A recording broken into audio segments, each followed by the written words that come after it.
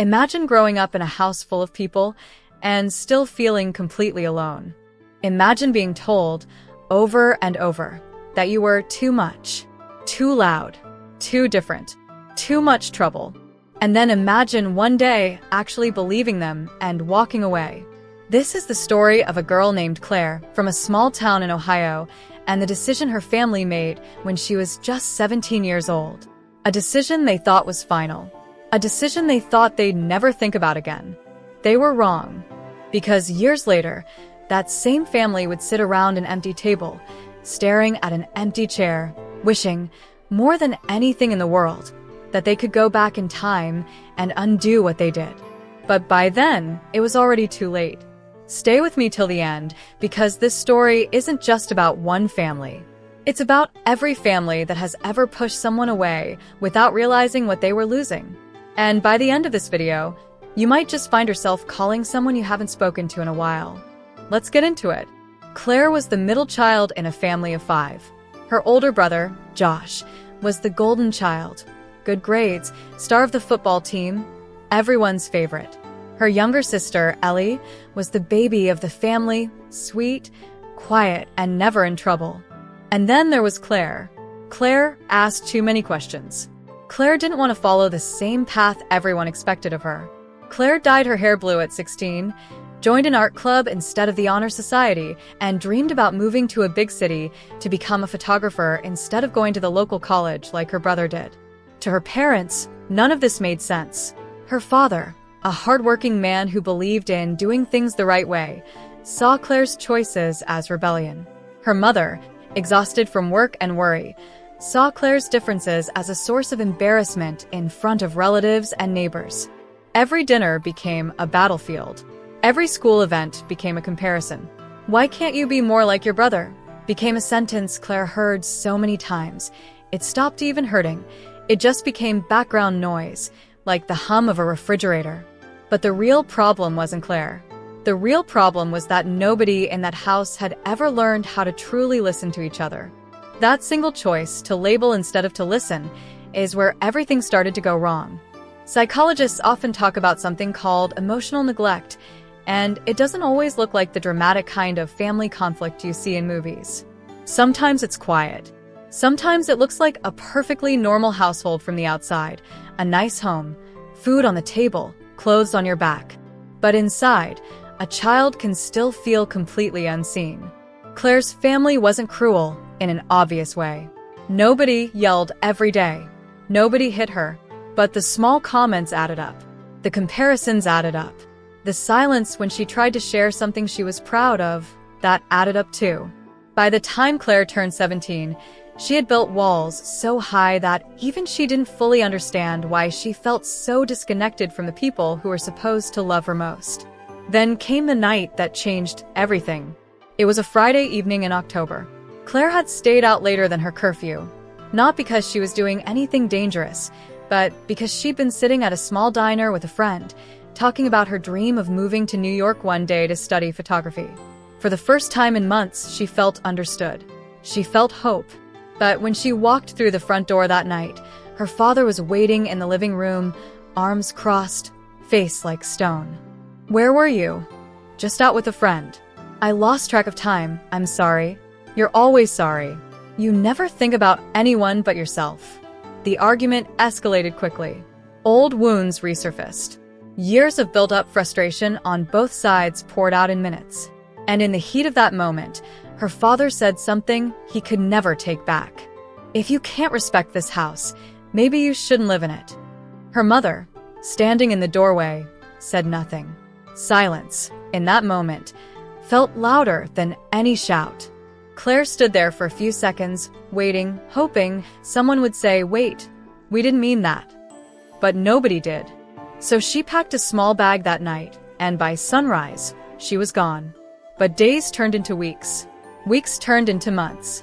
Claire had gone to stay with her friend's older sister in a nearby city, working part-time at a small coffee shop, sleeping on a pull-out couch, teaching herself photography using a second-hand camera she bought with her first paycheck. It wasn't easy. There were nights she cried herself to sleep, wondering if she'd made a mistake. There were nights she stared at her phone, wanting to call home, but remembering her father's words, maybe you shouldn't live in it. Meanwhile, back home, something unexpected was happening. The house that once felt too small, too loud, too full of conflict, now felt unbearably quiet. Josh, the golden child, started noticing his parents' silence at dinner. Ellie, the youngest, kept asking, "When is Claire coming home?" And nobody had an answer. Her father, though he never said it out loud, began replaying that night over and over in his head. The words, the silence, the sound of the front door closing. A year passed. Then two. Claire, now 19, had grown into a quietly confident young woman. Her photography had gained a small but loyal following online. She had built a new circle of friends, people who saw her, who asked about her day, who celebrated her wins instead of comparing her to someone else. But no matter how far she moved forward, there was still a quiet ache whenever she saw a family sitting together in a restaurant, laughing over a meal. A small part of her still wondered if her own family ever thought about her. They did, more than she knew. Her father had tried, more than once, to write her a letter. Each time, he'd stop halfway through, unsure of what to say, afraid the words wouldn't be enough, or worse, afraid she wouldn't want to hear them at all. Then one afternoon, everything changed again. Claire's mother received a phone call no parent ever wants to receive. Her father had suffered a serious heart attack at work. He was rushed to the hospital, and for a few terrifying hours, nobody knew if he would make it through the night. Word reached Claire through her brother, Josh, who finally worked up the courage to call her, the first real conversation they'd had in almost 2 years. "Claire, it's Dad. You need to come if you can." Claire didn't hesitate. She was on the next train home. When she walked into that hospital room, she almost didn't recognize her father. Pale, weak, connected to machines that beeped quietly in the background. For the first time in her life, she didn't see the strict, stone-faced man who had told her to leave. She saw a tired, frightened human being. Her father opened his eyes, saw her standing there, and began to cry, something Claire had never once seen him do. "I'm sorry," he whispered. "I'm so sorry. We were wrong. We were so wrong." Claire, tears streaming down her own face, simply took his hand and said, "I'm here now." Thankfully, her father survived. But that hospital room became the turning point for the entire family. In the weeks that followed, there were long, difficult, honest conversations, the kind they should have had years earlier. Claire's mother apologized for the silence. Her father apologized for the words he could never truly take back. And for the first time, the whole family began to understand what they had lost during those 2 missing years. Birthdays, holidays, small, everyday moments they could never get back. They didn't get everything back. Some wounds took much longer to heal than others. Trust, once broken, doesn't rebuild overnight. But slowly, carefully, they began finding their way back to each other. Not as the family they used to be, but as a new one, built on honesty instead of silence. Looking back, Claire's family often says the same thing. They regretted their decision, but they didn't realize it until it was almost too late. It wasn't one single mistake that broke their family. It was hundreds of small moments, small comments, small silences, small choices to compare instead of connect, that slowly built a wall nobody meant to build. And it took a crisis, a hospital room, and 2 lost years to finally tear that wall down. This story is a reminder of something so many families forget in the busyness of everyday life. The people closest to us don't need us to be perfect. They need us to listen. They need to feel safe enough to be themselves, without fear of being compared, dismissed, or pushed away.